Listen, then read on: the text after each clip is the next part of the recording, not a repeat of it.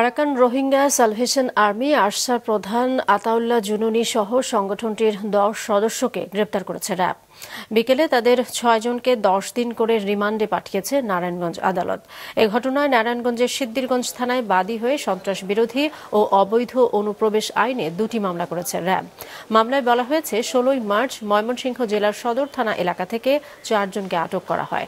তাদের দেয়া তথ্যে নারায়ণগঞ্জের সিদ্দিরগঞ্জের ভূমিপল্লীতে অভিযান চালিয়ে আটক করা হয় আরসা প্রধান আতাউল্লাহ জুনুনি সহ বাকি 6 জনকে।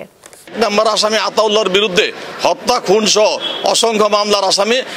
তারা বাংলাদেশে প্রবেশ করছে অনুপ্রবেশকারী হিসেবে, তাদের কোনো ভিসা নাই, পাসপোর্ট নাই, তারা অবৈধভাবে তারা এই বাংলাদেশে প্রবেশ করছে।